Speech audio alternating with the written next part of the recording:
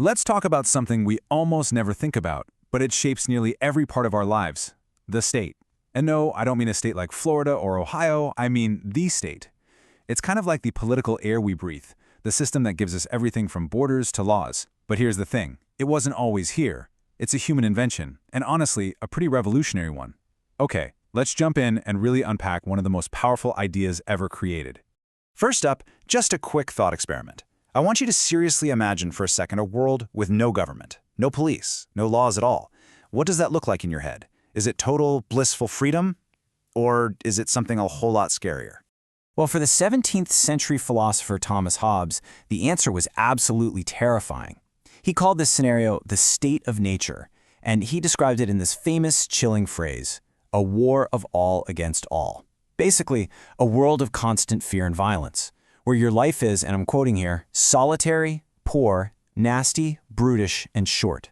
Yikes. So that nightmare vision? That is the core problem the state was invented to solve.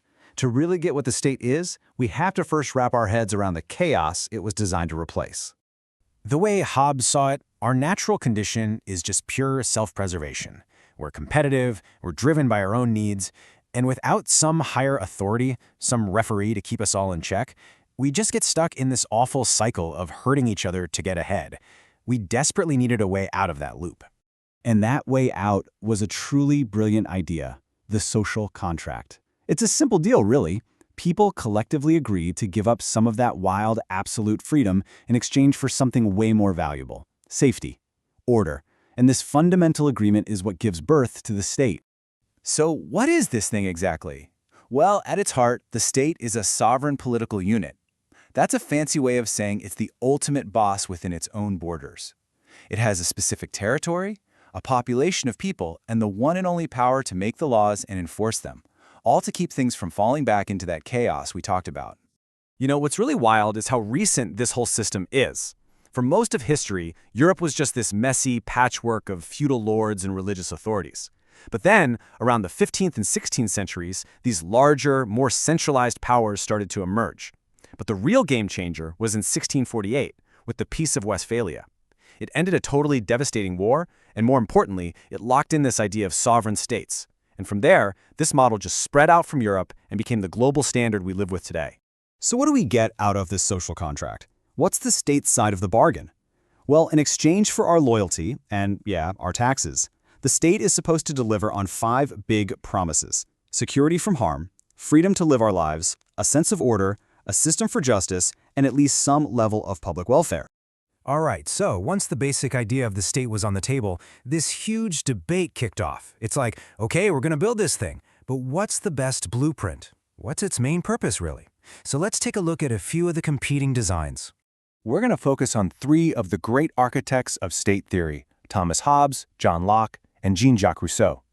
Each of them had a totally different vision for what the state should be doing. So, we've already met Hobbes. For him, the blueprint was brutally simple. The state's #1 job, its only real job, is security. Period. It exists to stop us from sliding back into that violent state of nature. And if that means you need a super powerful, absolute ruler to maintain order, so be it. Survival is literally everything. Then you've got John Locke, who was, let's say, a little more optimistic about people. For him, the state wasn't just there to prevent the worst from happening. It had a positive job to do, to actively protect our natural rights. You know, the big 3, life, liberty, and property. The state is a protector, not just a prison guard. And then Rousseau comes along with this truly radical idea. He argues that the state's authority doesn't come from a king or a deal to protect property. No, it comes from the general will of the people themselves. The nation is sovereign. The state is just the tool for carrying out what the people want. So let's recap. The state solves the problem of chaos inside its borders. Great, fantastic, right? But, and this is a huge but, in doing so, it creates a brand new, massive problem.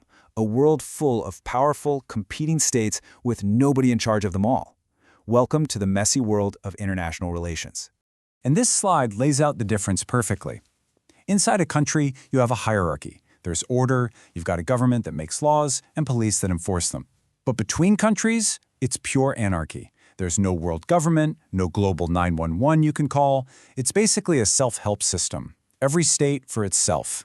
And this global anarchy leads to this really dangerous paradox. Here's how it works.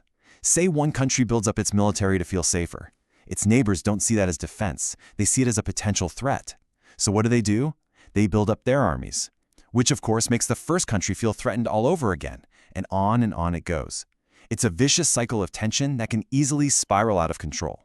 So in this global arena, every state ultimately has to look out for number one. They can only rely on themselves for survival.